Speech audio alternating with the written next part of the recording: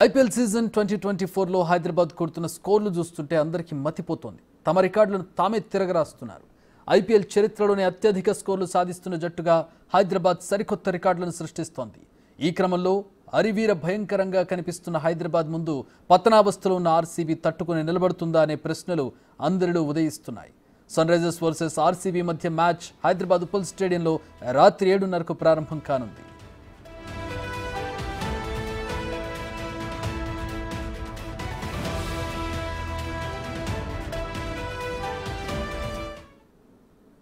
ఉదయం ఉప్పల్ స్టేడియం వద్ద ఉద్రిక్తత నెలకొంది. హైదరాబాద్ బెంగళూరు మధ్య జరగనున్న మ్యాచ్ టికెట్లను బ్లాక్లో అమ్ముకుంటున్నారంటూ ఆరోపణలు రావడంతో యువజన కాంగ్రెస్ నాయకులు ఆందోళనకు దిగారు. బీఆర్ఎస్ నేతల కనుసన్నల్లో హెచ్సీఏ ప్రెసిడెంట్ దందా చేస్తున్నారంటూ ఉప్పల్ పిఎస్లో ఫిర్యాదు చేశారు.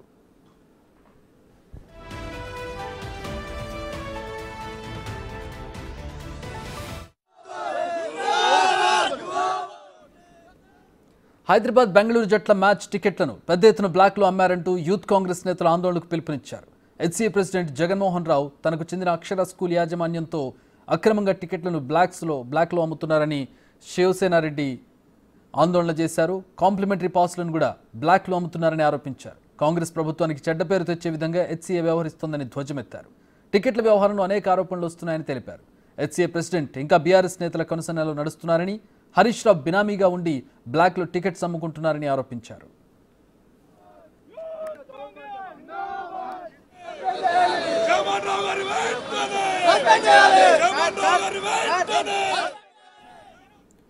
వివిధ శాఖలకు ఇవ్వాల్సిన కాంప్లిమెంటరీ టికెట్లను సైతం జగన్మోహన్ రావు అక్రమంగా అమ్ముకుంటున్నారని ఆరోపించారు. జగన్మోహన్ రావు తక్షణమే ప్రెసిడెంట్ పదవి నుంచి తప్పుకోవాలని డిమాండ్ చేశారు. ఫోన్ స్విచ్ ఆఫ్ చేసి పెట్టుకున్నారని విమర్శించారు. క్లబ్ సభ్యులకు ఇచ్చే టికెట్లు సైతం ఎగ్గొడుతున్నారని విమర్శలు చేశారు.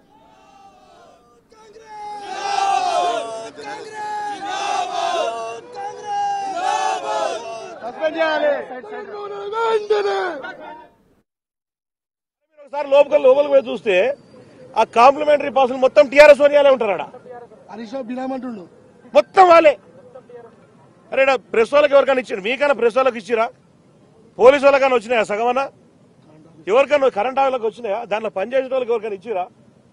డబల్ రేట్ల మీద డబల్ రేట్లు కాంప్లిమెంటరీ పాస్ కూడా అమ్మేంత దౌర్భాగ్యమైన పరిస్థితికి వచ్చింది. సన్ రైజర్స్ వాళ్ళు ఇచ్చినటువంటి వీళ్ళకి ఇచ్చే 4,000 టికెట్లు ఏం చేసినావు? మరి సన్ రైజర్స్ వాళ్ళు నీకు సంబంధం లేకపోతే ఎందుకు స్విచ్ ఆఫ్ చేసుకుంటున్నావు ఫోను? నువ్వు ఫోన్ ఎందుకు ఆఫ్ చేయాలి?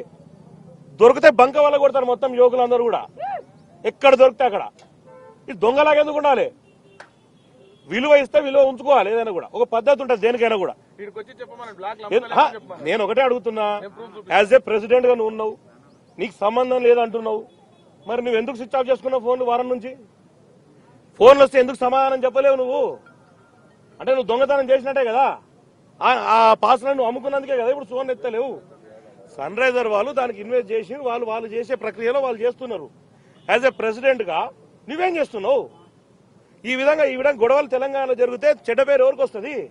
తెలంగాణ ప్రభుత్వానికి చెడ్డ పేరు తీసుకొచ్చే ప్రక్రియలో ఇంకా టీఆర్ఎస్ వాళ్ళు వెనకలుండి నడిపిస్తున్న ప్రక్రియ ఇది పద్ధతి కాదని చెప్తున్నా నేను. ఇప్పటికైనా జగన్మోహన్ రావు రాకపోతే, జగన్మోహన్ రావు ఏడ కనపడితే ఆడ ఏం చేయాలో గది చేస్తారు తెలంగాణ యోజన.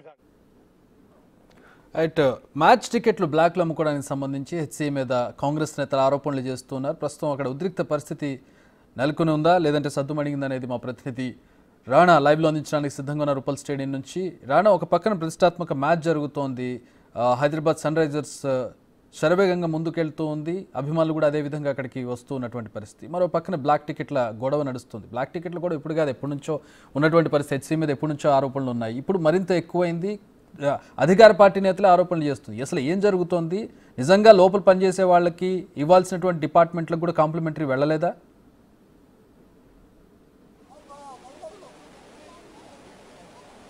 చక్రి, ఇవాళ ఉప్పల్ మైదానంలో హైదరాబాద్ బెంగళూరు మధ్య హై వోల్టేజ్ మ్యాచ్ జరుగుతున్నటువంటి నేపథ్యంలో ఈ మ్యాచ్కు ఉన్నటువంటి క్రేజ్ అంతా ఇంత కాదు, దాన్ని క్యాష్ చేసుకుంటున్నారు బ్లాక్ టికెట్ దందగాళ్ళు.